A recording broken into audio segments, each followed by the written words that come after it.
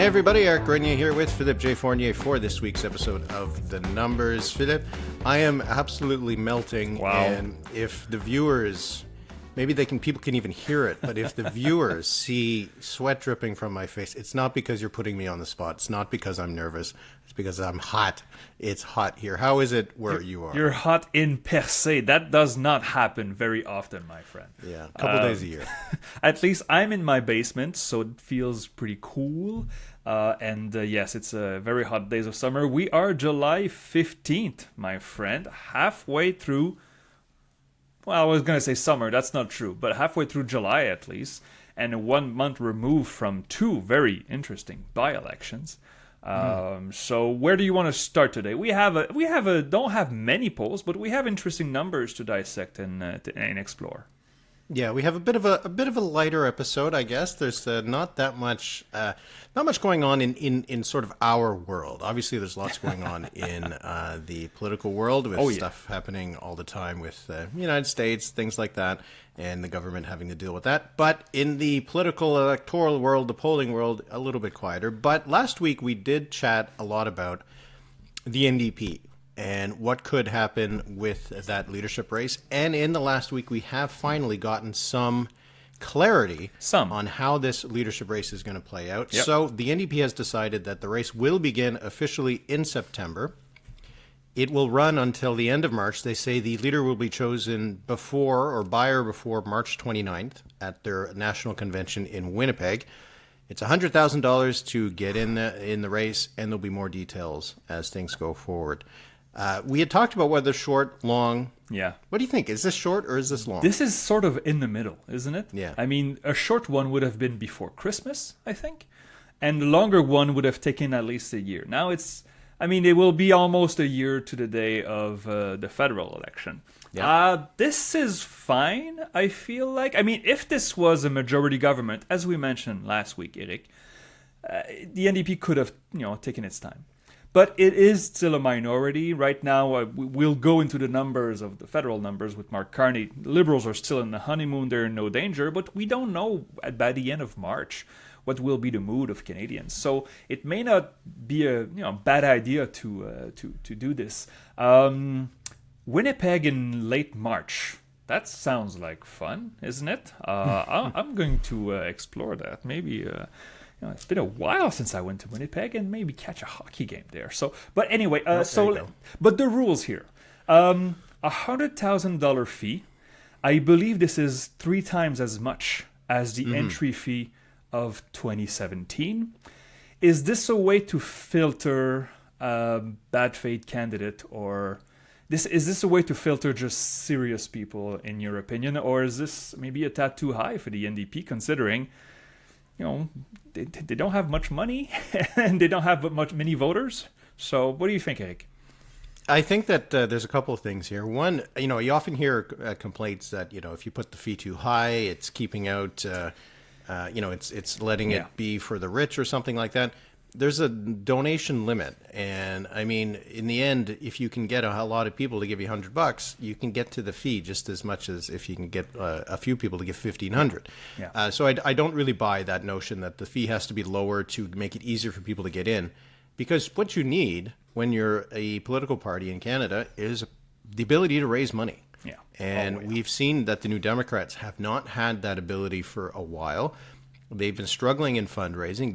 And now we know that they're going to be struggling just to pay the bills, to keep the lights on for the NDP. Yeah. So the ability to raise money is, I think, one of the main prerequisites, one of the main things that you need to be able to do to be a leader of the party. And $100,000, it might sound like a lot, but in terms of politics, in terms of political parties raising money, it's not that much. Yeah. So I don't think the fee is too high. Leadership race costs money. So at least, if they can get 5 candidates in, that'll be $500,000. That would help kind of pay the bills for the actual leadership race. Yeah. And I do think that they do need to make sure that they keep out non-serious candidates, as you said, right? Well, there are some people sniffing around the leadership race that, to be completely, frank, don't have a shot to win, don't have a shot to appeal to the mainstream voter, and will just embarrass the party and make them less likely to win the next election. And, the whole point of having a party, having these things, is to win elections. So, you don't need to embarrass yourself on a leadership contest by letting anybody get in and share the stage with someone you're expecting to put forward as a future prime minister. The devil's advocate argument here is that you want to have une saison d'idées, right? The battle for ideas in there, and the NDP badly needs a new strategy, new ideas to because again, there's room on the spectrum right now on the left for the NDP. Should they be able to take it? You don't want to have a clown candidate, quote unquote clown candidate. But if you set the fee at 100,000, in the current context where the NDP is not popular at all, let's say you only have 2 people that show up. That doesn't help you, right? That really doesn't help you. So, how many candidates do you think will pull it off? Like on the first ballot of that convention. 4 or 5? I think 4 or 5 would be the ideal number for the NDP. You don't want 12, but you don't want 2 either. I don't think so. I mean, unless there's a clear, hair to the party, but I don't think there is one right now. No, I mean 4 or 5 would probably be ideal, and the length of the race makes it possible because you do have a bit of time to raise that money. They are only going to get officially started in about 2 months, so you can start to identify some potential supporters, get some promise checks that are predated, and you can cash them when the race begins. It is enough of a runway to have a decent roster of candidates, but it's also not too long that it would be a disincentive to get involved. If you want to run the NDP, you want to take on a big job like this, it's not a huge imposition to say that, well, you might have to give up your day-to-day job, for a few months to run for the leadership. Because if you get it, obviously you're going to have to give up your day job. But so I think it is actually a decently designed kind of leadership race with the length and the entry fee. And I guess it'll just be a question of who actually wants to run. We've heard 2 people who aren't going to run. One was Matthew Green, the former MP from Hamilton Centre. One of my draft picks, I must say, so that is a bit of a disappointment. The draft that I bombed, so I bombed it, but you are off to a bad start, my friend. So we'll see. Still got 5 of yours, I got 4 of mine, and the other was Guy Caron, Yeah. who had been mentioned in some articles as a potential candidate. He finished fourth in 2017, though he gained a lot of respect, I think, during that leadership race and raised his profile a little bit. He's now the mayor of Rimouski, and he's going to... Which is a good job. Is a good job. I think he's safe also in Rimouski. So anyway, those two people are not running. You kind of wonder if it's going to be a little bit like the Liberal leadership race and maybe the Conservative one before it, where the list of potential candidates dwindles. It seems okay, and then it keeps on getting dwindled down to just a handful of people, and then we kind of know who ends up going to win it. So I don't know where this is going to end up. Well, okay, yeah, I agree that it could happen, but with those two not running, we don't know that yet. I mean, Guy Caron was never going to run in this. But it's interesting that we know that now for sure. And Matthew Green, even though he was one of your draft, he finished third in Hamilton Centre. That has to hurt on your standing, but. Well, I guess we'll see who can organize the best. I also wonder. I mean, we asked this question last week. Now that we have more information, I still wonder how many current MPs will run in this leadership race. I mean, we think Miss McPherson will do it, but how many others? I'm not sure. If you go into this and you lose, that's your bruised ego. I don't know. Maybe you're just happy to have saved your seat and you don't want to go any higher, especially in the current context. But again, March 26th, that's light years away. So we don't know. Yeah.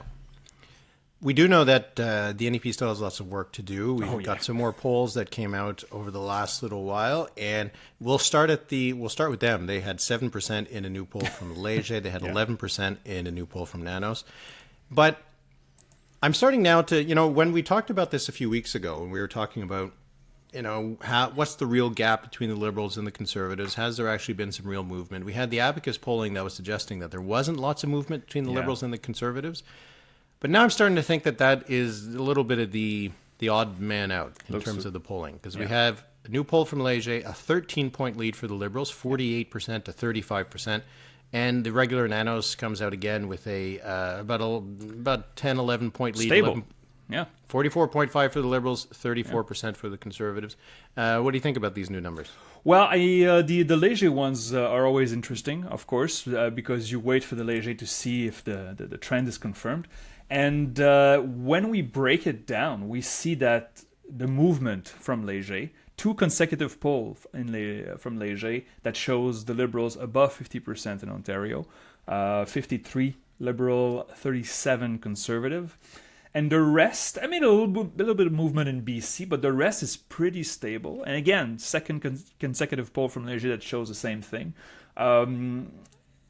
It's not surprising to see that gap growing for the reason that we mentioned before, is that Monsieur Carney right now has really, really impressive personal numbers. Approval of the government satisfaction.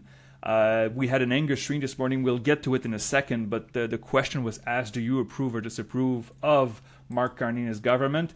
And above 50% approval rating, positive approval in every province, including Alberta.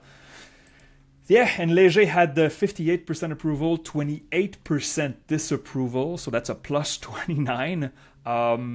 So those numbers, even though we're in the middle of summer, they translate into, the Conservatives right now are either rebuilding or retinkering, and it gives a little space to the Liberals. So what do you see in these numbers, Eric? Do you see any outliers in there? Do you see anything that bugs you? Nothing like that. But it is interesting to see a little bit of this developing consensus, right? Because for the longest time, the Conservatives were north of 40. And if they do end up being in the mid-30s, they are really back to where they were when Pierre Poilievre became leader initially. The difference being that the Liberals are eating up so much of the NDP vote that they're far ahead rather than trailing by a point or two. So there's not too much there. The numbers for Mark Carney, I do find very interesting. Like you said, he's got majority approval in the Leger poll in every province. The only really demographic that you can see that doesn't like him that much, people who vote for the Conservatives. That's kind of it. He's got support among New Democrats, support among Bloc, support depending men, women, depending on the age group. And you wonder how much of this is going to stick around. How much of this is durable, is sustainable. He's got a lot of balls in the fire. No, sticks. What? Something in the fire? Oh, wait. Irons in the fire. That is what I meant. He's got several irons in the fire. Okay. Get your head out of the gutter, sir. And you wonder how much of this is going to eventually catch up to him. And the Angus Reid poll had some really interesting questions because they asked about the negotiations with the United States, which is the biggest issue on Mark Carney's plate. And you can see actually in the Leger poll that it is the number one mentioned issue in terms of the issues facing Canada. 20% said it was tariffs, Trump, U.S. aggression. The second was inflation and rising prices at 18%. Everything was pretty far back behind that. And the Angus Reid Institute poll had some really interesting numbers. Yeah. Oh, yeah. So, okay. We asked Canadians, Angus Reid asked Canadians, so are you confident that Mark Carney and the federal government can negotiate a new deal with the U.S., a good deal for both countries? And we see that the numbers are split. So 46% say they are confident, 45% not confident, with the expected regional numbers, lower confidence in the prairies, higher in Quebec and Ontario. But then they asked those who are not confident, so what makes you say that you're not confident? And the two choices were, well, the Trump administration is too unpredictable. No Canadian government would be well qualified to deal with it. 47%. So half of those who are not confident, they're not confident not because of Mr. Carney and the Liberals. They are not confident because of Trump and his unpredictability.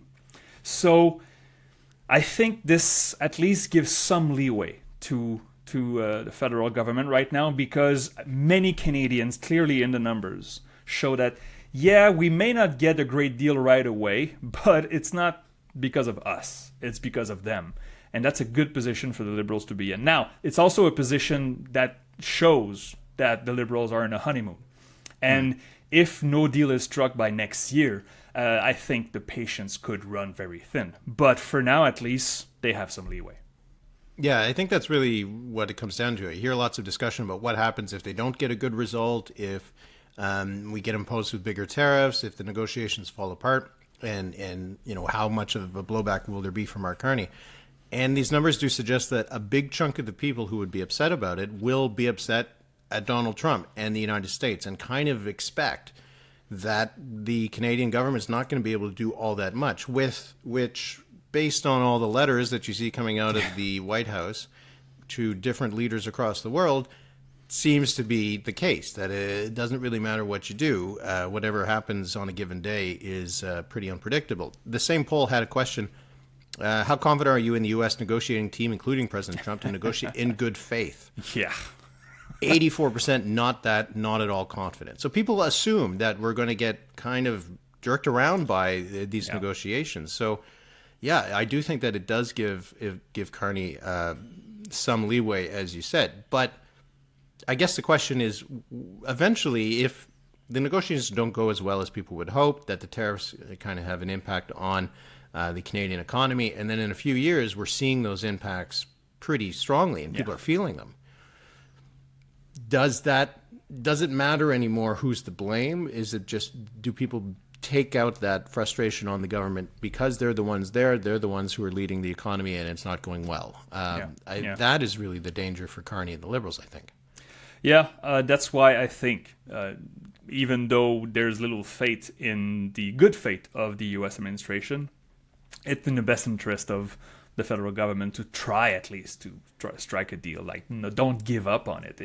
It matters too much. We have too much trade with the U.S. to just say, well, screw you then. We then can't do that. But regarding the question that you just mentioned, so how confident are you that the U.S. will negotiate in good faith? Only 11% of Canadians say good faith. And when you look at the regional numbers, by gender, by age, there's really not that much difference. It's pretty uniform.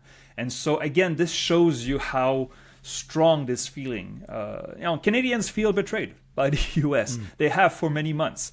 And this feeling is not going away, especially when we keep having those insane posts from President Trump about tariffs all around the world, and including Canada this week.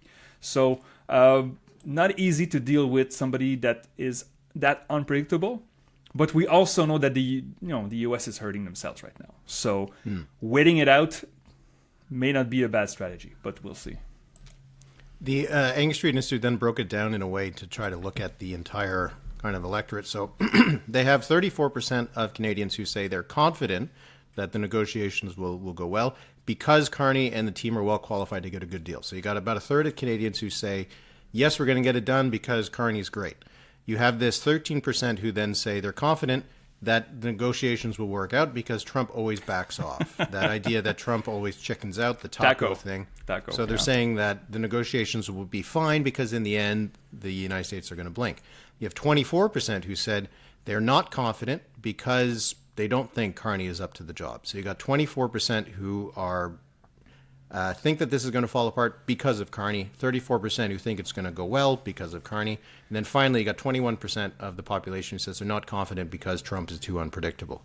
You see, you got this really divide across the country that with, a little bit of a difference between some of those groups, but you do wonder how it plays out, right? Because if it doesn't go well, people who think that Carney can get the deal done might be disappointed. Yeah.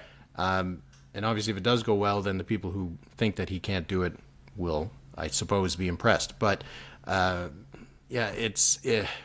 thing is, I do not believe, and this is just more of a geopolitical editorial comment, I do not believe that whatever happens is then a settled deal. I don't really believe if any agreement is made by August 1st that we're not again going to talk about this next year. And But they the year know after that. that, there's not going to be something else. I do not believe that. I do not believe that we will have calm waters. No. In No, the and I next did, few years. and when I was in Ottawa earlier this month, I did talk to some U.S. diplomats, and they're worried about that. Like again, the current trade agreement that we have, that was valid until next year, has Donald Trump's signature on it, and he doesn't seem to care.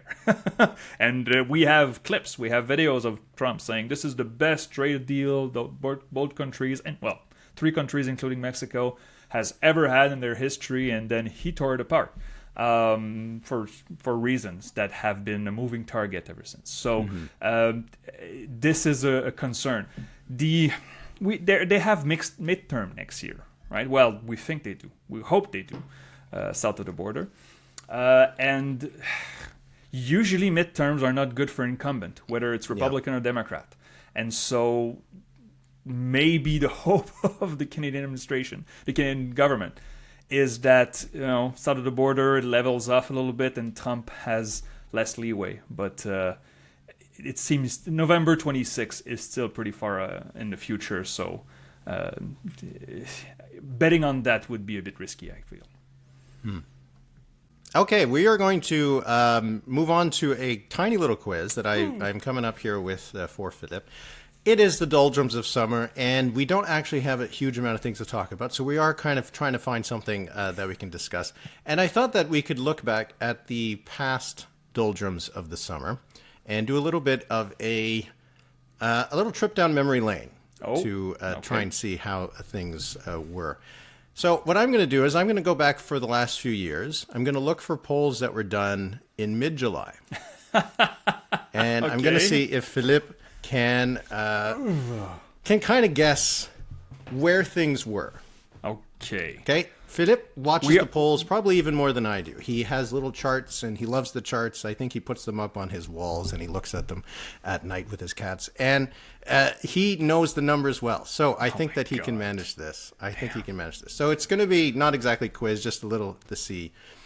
So we're going to go back now to July 2024.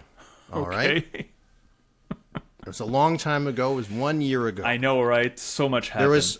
There was a poll by Nanos that was done, and it concluded on July 19th. It's the closest poll to, actually July 12th. On July 12th, closest to July 15th. Okay. I want you to try to guess, within 2 points, what was the gap at that time between the front-running party, the second party, and also who were they? You'll at the beginning, you'll be good, but as we go back further, it could be a bit tougher. So July 24?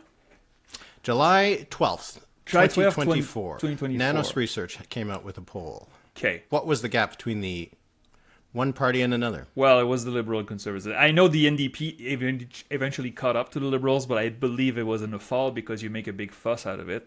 You made a big fuss out of it because you had picked the over on that in our Christmas episode. Okay, Nanos never really had like the 25-27 point lead for the Conservatives. It was tighter, but it was still pretty big. The gap between Liberal and Conservatives, I'm going to say it was 15 points. That is, I said within 2, so I'll give it to you. It was a 17-point gap at the time. Pierre Poilievre's Conservatives had 42%, the Liberals are at 25%. The NDP was at 17%. 42% for the Conservatives. 42%. Right on the nose. They had 41.3 in the election. That's amazing. That was a year ago. Wow. All right, we're going to keep going back in time to July 2023. Oh, God. Okay. Now, this was, you can remember there was that cabinet shuffle that took place that we were all focusing on as a big time that was going to be a shift for the Liberals. There was a poll again by Nanos Research, came out on July 14th, 2023. First of all, who was leading in that poll, and what was the gap between that party and the second place party? So far, you're 1 for 1. July 2023. So this was a month and a half before the Conservative convention.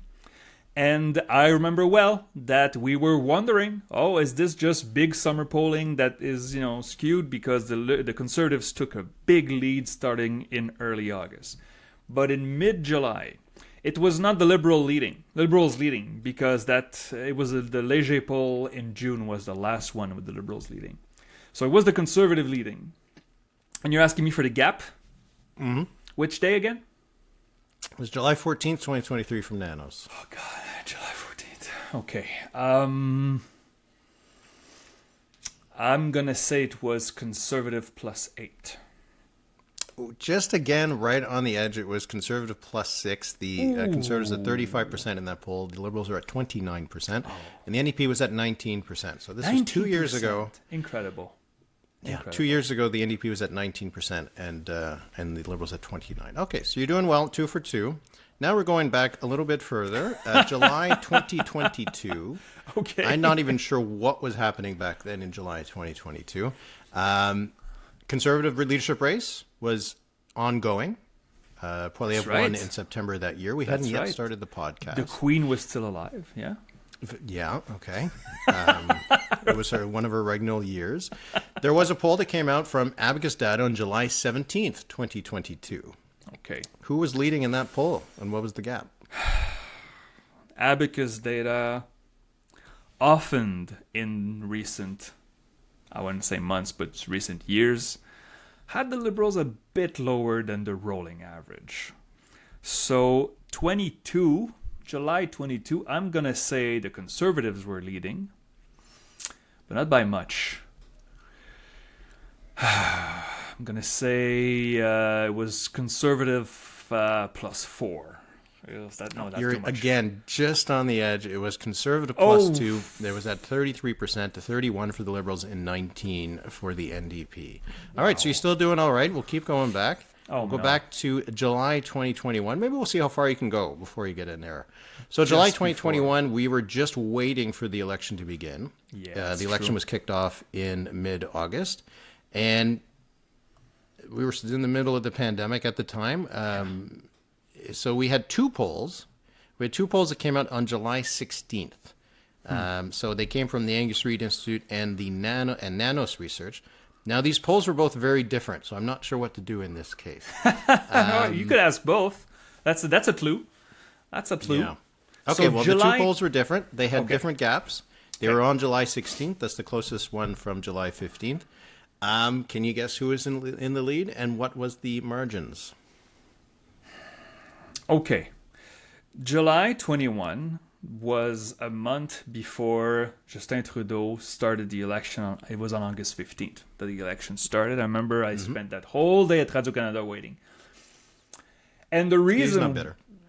Yeah, that's right. It was a long day, a summer day.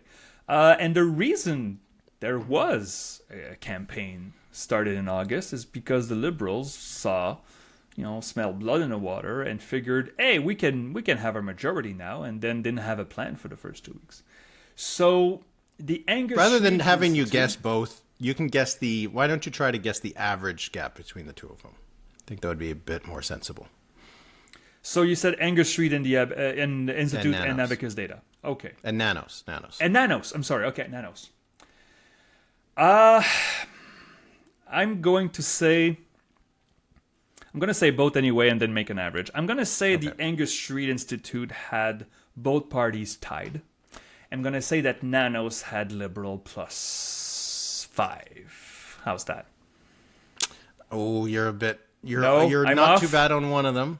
Okay. The Angus Street Institute at the time had the Liberals leading by 2 points, 33% to 31%, but Nanos had Statistical them tie. ahead by 16 points. 16. Oh my They god. had 16-point lead. It was Wow. 39% to 23.6.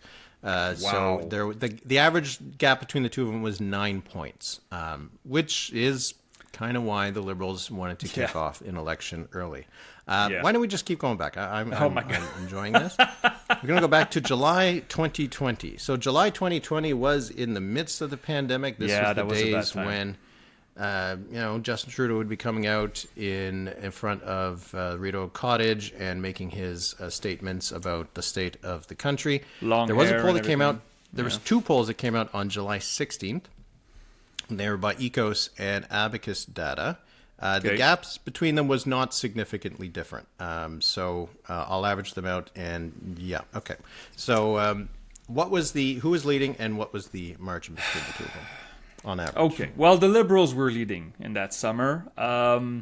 They rose to a big pandemic bump, but that was in late spring, like May and June. I'm pretty sure that had subsided by July. Man, okay, Ecos, you said? And Abacus data? And Abacus, yeah. Okay. I'm going to say Ecos had the Liberals leading by 7. That's too much, right? No? Too much, What's this?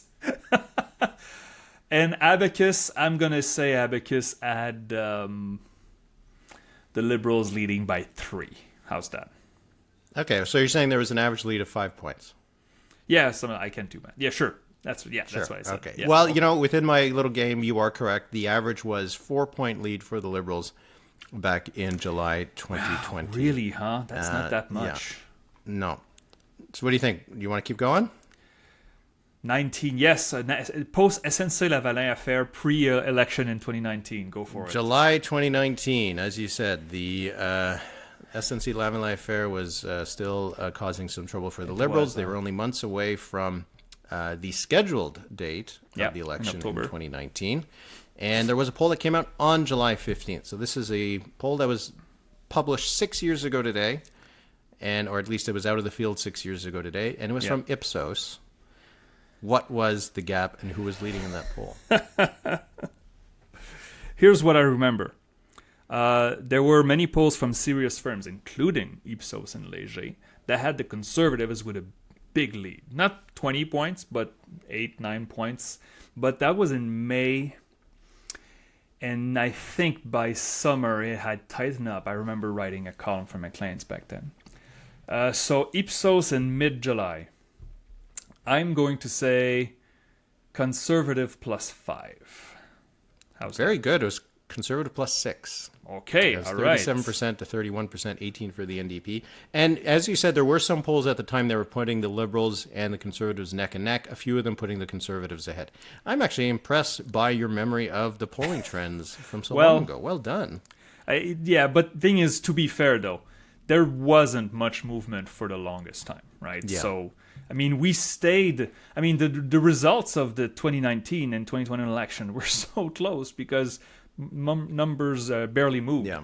I'm not sure I could go back to like 2006 and give you that number, but we'll see. All right, we're going to go back one more year, July 2018. Yeah. The SNC-Lavalin affair hadn't happened yet, but I do believe that Trudeau had his trip to India in 2018, and that did not go over very well. Yeah. There was a poll, again, by Ipsos, and it was out of the field on July 16th, 2018. What was the state of play in July 2018, according to Ipsos? The trip to India and its aftermath really was the first hit in the armor of the Liberals, the Trudeau Liberals. But it wasn't that hard. SNC-Lavalin really, really hurt the Liberals, and they didn't recover for years. So I'm gonna say the Liberals were leading. But not by much. I'm going to say Liberal plus 3. How's that? Oh, no. There was Liberal plus 7. At the time, they're ahead. 39% to 32% for the Conservatives. 21% for the NDP. We'll go back as far as the 2015 But election. hang on, though. It's true that 2018, it was also that we were in a trade war. The first trade war, with Trump won. The first trade war, the Great War. But there were a few polls at the time that had the Conservatives ahead, but the bulk of them had the Liberals ahead. So it was a bit of a back and forth a little bit. Okay, we're going back even further. Now we're back to July 14th, 2017, polling by Nanos. What do you think was the situation in July 2017? There, the honeymoon was still going on. As you said, I think there were still those negotiations with the United States that were happening. Trump had been president at this point in the job since the beginning of that year. Yeah. So what do you think things were according to Nanos, July 14th, 2017? So I founded 338 NQC 125 in 2017, in January 2017. So I was way more involved in the Quebec election than the federal numbers because it was closer. So I do not remember, but just thinking of the trends and looking at those trends line, I'm pretty sure in summer 17, the Liberals were leading still by a big margin. And now you're giving me a Nanos, which fluctuates a lot. So I'm going to say Liberal plus 12. It was Liberal plus 7. Oh, but you know what? really? I'm going Okay. to give you some half points because a few days later, Abacus put a Liberal plus 12. Really? Okay, I'll 43 take to the half 31. point. So I'll take that. All right, we're going to go back to July 2016. We got a poll from Ecos, and the margin was pretty typical at the time for what there was. And it was a poll by Ecos on July 14, 2016. What do you think the situation was? Trudeau won in October 15. He was still in big honeymoon. Do you remember those Atlantic numbers that were wild back then? So They had swept the region. Yep, exactly. And it was not just an accident. They did well everywhere. Okay. I'm going to say Liberal plus 15. And close enough. It was a Liberal plus 17 from Ecos in July. And at the time, there were some polls there was a poll, who is this, has a plus 28. Léger had a plus 28 in September 2016, 53% to 25%. So, I mean, this kind of shows this is how far back you have to go to find the Liberals at around the kind of levels we're seeing in some of the polling now. Yeah. You know what, Philippe? You want to go to the 2015? You want to go to 2015? Thing is, I think it's easier. July 2015. July 2015. Yeah. The election campaign hadn't begun. But it was soon going to start and last forever. It was August 2nd, I believe, that Stephen Harper... I'm going to say that... Wasn't that the triple tie? That was like the NDP, Conservatives, and Liberals all in the high 20s and low 30s. But you're asking me for one specific poll? Well, I don't know. We got a Léger poll July 16th. That's close enough. That's 10 years ago. That's 10 years ago. Oh, my God. Okay, I'm going to say the Conservatives were leading by 2 points. Léger, in their polling ending on July 16, 2015, had the Conservatives at 32%. Okay. The New Democrats at 32%. Oh, my God. And the Liberals at 25%. That's amazing. Wow. I'm looking at the chart here, and there's the NDP's leading in most of the polls in July 2015. It was after Rachel Notley's victory. Tom Mulcair had performed well in the House of Commons. But don't. The story ends there. Like if there's a movie about the reign of Tom Mulcair, it ends on July 15th. Yeah. So, Anyway, that was fun. Okay. You did quite well. I'm going to say that you did pretty well. And I wonder how far we could have gone back. Let's see. Wait, here, I'll just say July 2014, the Liberals were leading 44% to 28% for the Conservatives, 18% for the NDP. That was a forum poll. July 2013. Forum doesn't count. Forum doesn't count there. July 2013, it was, again, the Liberals were leading, but it was in the mid-30s, and we just keep going back. July 12, I'm pretty sure the NDP, Tom Mulcair was introduced, I think, in April or March 2012. April, Right? Yeah, and yes, you're right. The NDP was in a neck-and-neck race with the Conservatives. So things have changed over time. Eric, next quiz. I'm gonna do the same thing, but with the old Gallup polls from the 60s. Be ready. Yeah, all right? Bring it. I can do that. All right. Well done, Philippe. Well done. A rare Philippe quiz. And I think he aced it. Thank you. All right. Number of the week. What do you got? I got 53% is my number of the week. The Carney government is poorly qualified to deal with the Trump administration. Another party would handle it better. That's 53%. Of 45%. So it's basically a quarter of the country who basically think that Carney is not fit to negotiate with Trump. And this is a good number for Mark Carney and the Liberals because it's basically the Conservative base. But it's a very interesting question from Angus Reid. I hope they track it. I hope they do it over the next few months because, of course, this issue is not going away anytime soon. So my number is $16.6 million. Okay. $16.6 million was the amount that the Conservative Party spent on advertising in 2024. That was up from $8.5 million in 2023. So they spent nearly $17 million in ads in 2024. And we remember some of those ads that they were playing all throughout the year. So it cost a pretty penny. And in the end, didn't win them an election. But that was a lot of money spent on advertising, and we're starting to see some of these annual filings come out from Elections Canada, so it's interesting to see how parties spend their money. So that's you gotta make money, you gotta spend money to make money and win elections. But I guess you can't always work. buy an election. No, you can't. All right. Well, that'll be it for this week's episode of The Numbers. We are taking a break next week, and we'll be back in 2 weeks. So we'll hope that everybody enjoys the next little summer time. They get to cool off, which is what I'm going to do right after this. Yep. You can also, if you want to support us, you can go to thenumberspod.ca. We did have some bonus episodes up over the last little while on the Battle River Crowfoot by-election, on the NDP leadership draft. I think they're still pretty relevant. You can still listen to them now. So if you want to do that, go to thenumberspod.ca. And Philippe, so enjoy the next little while, and we're going to chat in 2 weeks. Absolutely. Merci beaucoup, Eric. Go hop in the ocean right now. I know it's cold, but do it now. You'll like it. Merci beaucoup, tout le monde. Have a great week.